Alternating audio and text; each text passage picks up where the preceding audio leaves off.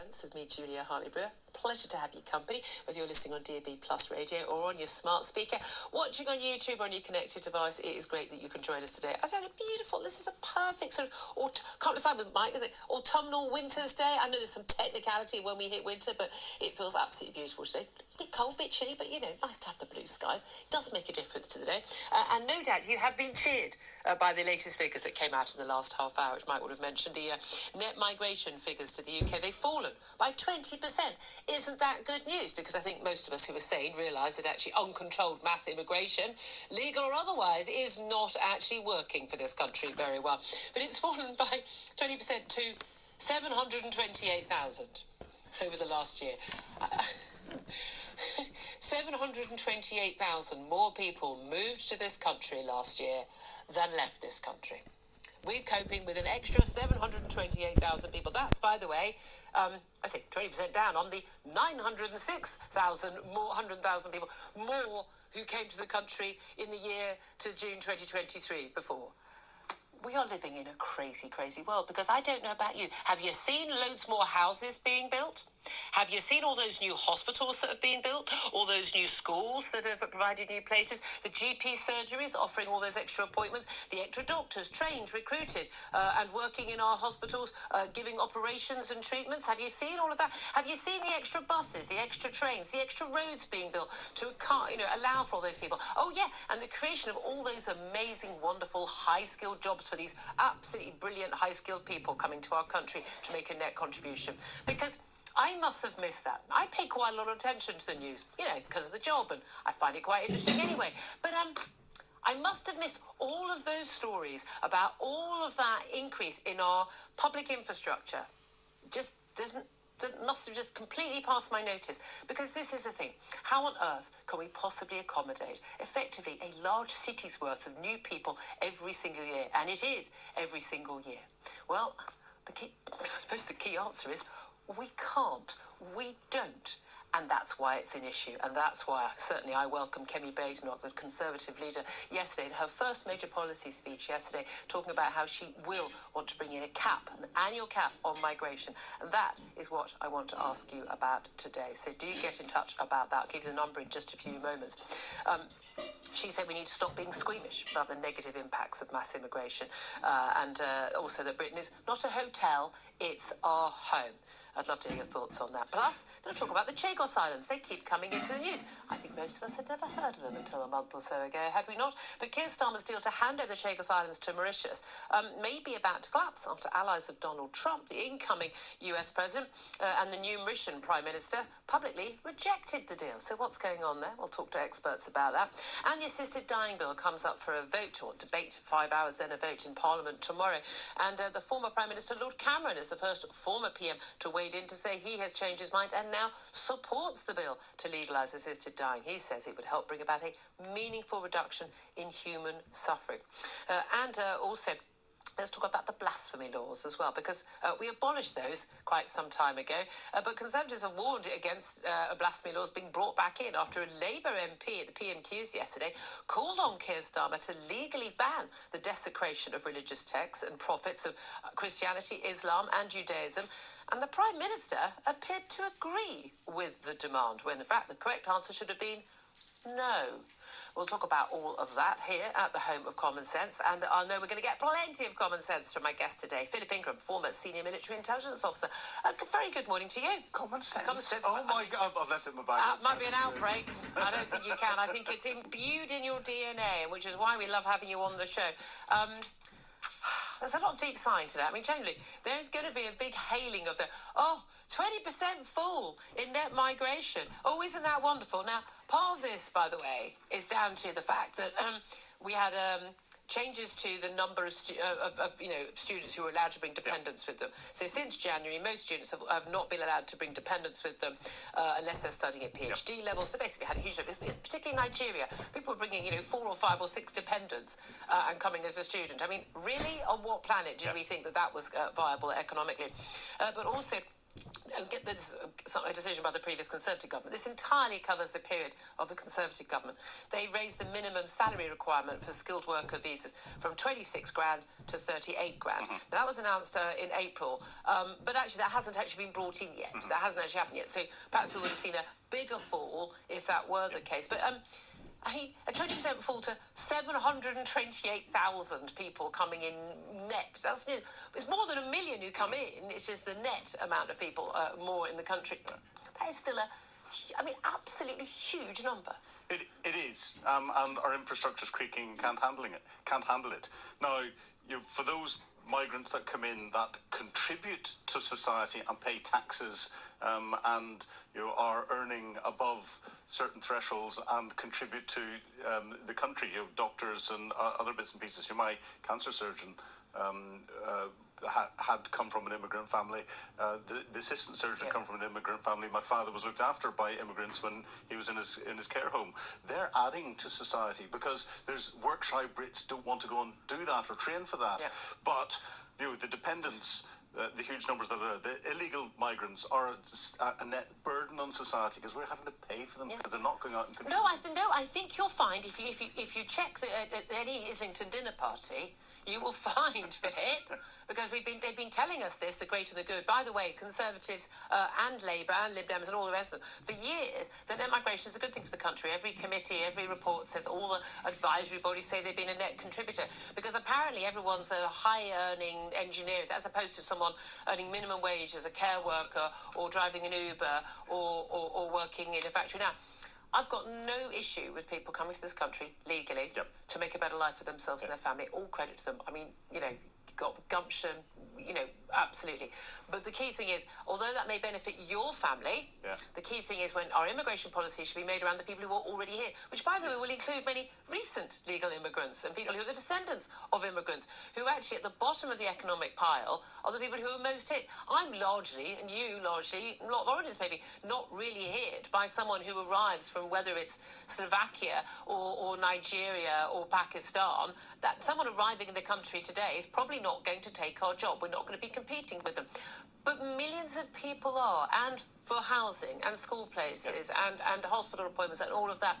And so many of the people who support this policy are people who basically aren't impacted by it. They think, well, it's wonderful, we've got a lovely deli at the end of the road. Isn't it lovely? And now we celebrate Diwali at my daughter's primary school or things like that. They're completely and utterly out of touch with the actual impact, but also not just the economic impact, because the vast majority of immigrants actually are not earning. And certainly from many countries. And if you look at it by country, again, some countries are now publishing this information, either criminality or net economic contribution. And it's vastly different for the average person from different countries. And what a surprise, people coming from, say, America and Canada and France and Germany, are massive net contributors. They're bankers and doctors and goodness knows what. People coming from the Indian subcontinent and from sub-Saharan Africa, funnily enough, and this is going to blow your minds, everybody, on average are not highly skilled. On average, there'll be plenty of people who are skilled, who bring their skills and whatnot. But again, even when we say, well, how will our NHS cope? Well, you know what? I'm really sorry, but we can train up our own people to be doctors and nurses, because there are thousands upon thousands every year who don't get into medical school with straight A's in science and maths who can't get into medical school because we limit the number of people we train. Yeah, well, exactly. And there's lots could be done to get more people trained in medical areas and other areas where we're short. Take away student loan requirements, student fees requirement for people studying subjects that are useful, that are very useful to society. We won't give you any money, and we'll charge you double if you're doing media studies. Well, exactly. But these are the sorts of things that the government should be doing to reduce it. The statistics should look at those that are the contributors and those that aren't the contributors, and start to cut the contributors out, but also put a number of other barriers. I would say there are some countries which we should say, I'm not sure that on average, I think we should have higher requirements from certain countries. I really do.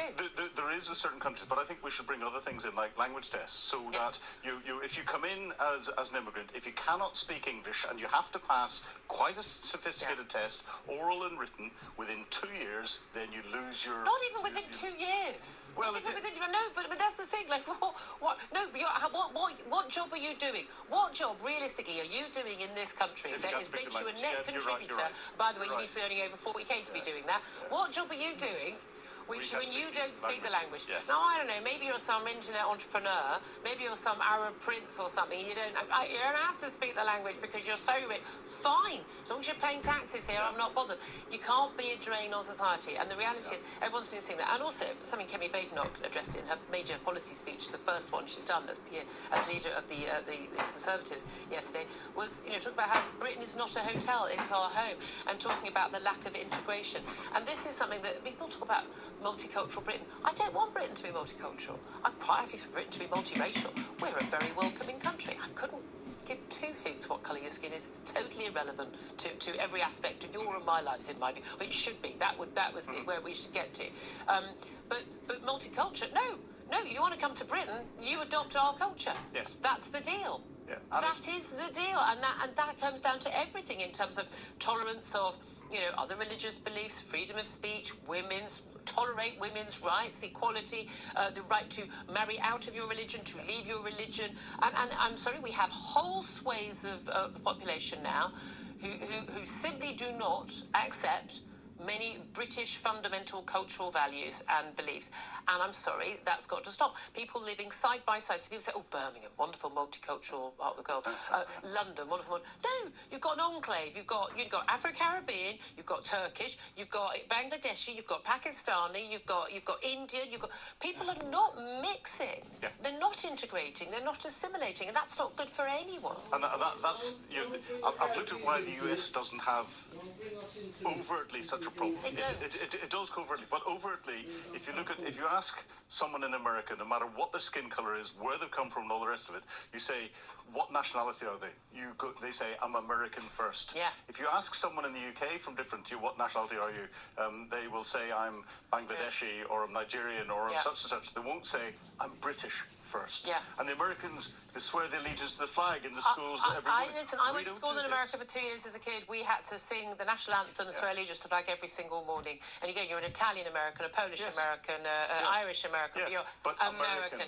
But again, that is a melting pot country. Also, crucially, it's got a growing economy. It's a huge country. Yeah. It's a country that is built on immigration. Yes. And people say, so is our country. No, it's not. Yeah. No, it's not. 90+% of the country have origins tracing back, hundreds and hundreds of years in this country. It's not. We are not built on immigration. That is not our culture. The French are the Celts. That's our background. I mean, I know it's quite bizarre. People don't understand our basic history. And again, welcoming people who come here want to make contributions, but again, this nonsense. I do hate this. It's about Caribbean people coming here. It's about wanting to help us build the NHS. No, they came for a better life. They're living in mud shacks. In god-awful, beautiful Paradise Island to us, but actually, if you look at the way a lot of people were living, coming here to make a new life for themselves and their children, and that's great. But they were being paid to do a job that British people wouldn't do. Yep. So the crucial thing is here, we need to make sure that British people are willing to do a lot of these jobs. Now, part of that is increasing the pay. Yes. At the end of the day, if someone won't do a job, remember during lockdown, they couldn't get enough lorry drivers. Well, you know what? If you pay people enough, they'll do it. Yeah. We need to pay people more to do a lot of these jobs. But we also need to disincentivize not working. Because too many people sit there and will play the benefit game and go, it's too expensive for me to go to work. I'll lose all these benefits. Yeah. I'm sorry. Shouldn't be an option. If there's a job there, you have to take that. Otherwise, you lose your benefits. Absolutely. We talked about that on the show all this week as well. Yeah. Well, look, I want to hear from you. Do get in touch. 0344 499 1000. That's the number to call. Tory leader Kemi Badenoch says Britain is not a hotel, it's our home, as she pledges to bring in an annual cap on visas. What's your reaction to that, especially with the news that we're now 20% full? Yippity-doo-dah. Well done, everyone, to 728,000 net migrants arriving in the country last year. And that is due to some Tory policies brought in, nothing to do with Labour, of course, but still sky high. Do you remember the tens of thousands? Remember, we were going to have a cap in 2010. Exactly. It's been reiterated at every single election, bringing migration to tens of thousands. I mean, I don't think we're ever going to see that happen. Well, 700,000 is a multiple of tens of thousands. It's a very big multiple. On a technicality. On a technicality, exactly. It is. I'd love to hear your thoughts on this. Say, get in touch. 0344 499 1000. You can text the word talk to 87222. You can get in touch on X at Talk TV. Calls are charged at the national rate. Text cost £1. Standard network rate message. Let's also talk about the Chagos Islands, because when this story first broke, annoyingly, you weren't in the studio. And as I said on air, because I'm very open about these things, right, we're going to go to a break. Chagos Islands are going to be handed to Mauritius by the Brits. We're going to Google where the Chagos Islands are and what the significance is. Now, we all know, in the middle of the Pacific, hugely important. That is, one of the islands is Diego Garcia, which is where we have huge military base for the United States. Huge number of military sorties have been flown from that base involving the Middle East. So it's absolutely vitally important. Sort of out of the blue, I think, for most of us, although Tories had been in talks for some times with the Mauritians, we've decided to hand the Chagos Islands over to Mauritius. Not hand them back. Mauritius has never owned the Chagos Islands. It's utterly bizarre. What no one can work out is why we're doing it, why a 100-year lease for the US naval base makes that okay, because I'm not entirely sure that the Mauritians, who are totally in hock to the Chinese government, will not try and undermine that. But crucially, we're now told it's now looking like it might not happen, because not only do we have a new Mauritian Prime Minister who has said this is a betrayal and he doesn't support this, publicly, privately apparently has said something else. We've also got Donald Trump as the new US President-elect, and his people are saying, no way are you handing them over to the Mauritians. What is going on behind the scenes, Philip? Oh, it's shocking. Historically, the French used to own it until 1814. 1814, the Treaty of Paris, it was passed to UK control. It is 7 atolls, 60 islands, middle of nowhere. 310 miles south of the Maldives. Yeah. Good place to go on holiday. Well, not, because there was nuclear tests in the area, and it's a big US base. Bring us down on a nice sunny morning. It's a strategic US base, not just as an Air Force base, but also for intelligence gathering in the whole region, the whole area. So, giving it to Mauritius, who've never quite owned it. The French owned it whenever they owned Mauritius, but that disappeared. But either way, it's just like, why out of the blue is this sort of happening? Well, it came on the back of an international criminal court, an ICJ ruling in 2019, turning around and giving an advisory that the Chagos Islands should be handed back to the Chagos people. Who apparently thought they wanted to be ruled by Mauritius. And to Mauritius. But it was an advisory. It was something that the previous government was looking at, was doing everything politically to stall doing anything. There was no compulsion to do it whatsoever. But within weeks of Keir Starmer getting to power, this seemed to have been signed off. October the 24th, he signed it off. How is this a priority with all the things that are going on, not just domestically, but abroad as well? What are the chances this deal will fall before January the 20th, when, of course, there has to be agreement from the US, although they don't have any say in the actual legals on this, the practicalities of their naval base. Do you think that actually, there's also talk about Keir Starmer's trying to get this off the books and get it done before Donald Trump takes power? Well, he has to get it ratified with the UK Parliament, and I think if you look at the timeline with Christmas in the middle and all the rest of it, the chances of him getting parliamentary time to get that through a vote before Donald Trump was sworn in is virtually nil. The government can make any parliamentary time they want, can't they? They can, but he will bring it more up into the public domain and be attacked more by it if he tries to. I just don't understand why he wants to do this, unless it's some weird bleeding heart liberal, Well, that's the only reason why I can think there is hand-wringing exercise. If the ICJ says this should be an advisory, we're going to follow the ICJ rules. Just do everything that they say, International Court of Justice, and that's the only. It's not logic. That's the only reason behind it. There's no logic to this whatsoever, and actually it will undermine our position. And trying to force it will undermine our starting position with the new Trump. Yep. Which, might be a silly thing to do in these rather difficult economic and security times. Lovely to talk to you about that. I'd love to get more of people's views on that, actually. What on earth's going on there? Do give us a call on that. Any of the stories we're talking about, I do still want to talk about blasphemy laws and assisted dying and Al-Fayed and investigations by the police into those people surrounding him. I mean, basically everyone knew that he was raping and sexually abusing women, and it turns out girls as well. And bizarrely, no one stopped it. In fact, people were basically working to help him do it. As is often the case, Jimmy Savile, here we are again. So much more to talk about. I welcome your thoughts on anything we're talking about. 0344 499 1000, but in particular on the latest migrant figures and what Kemi Badenoch had to say about an annual cap on visas. Do get in touch. 10:22 is the time. This is Talk.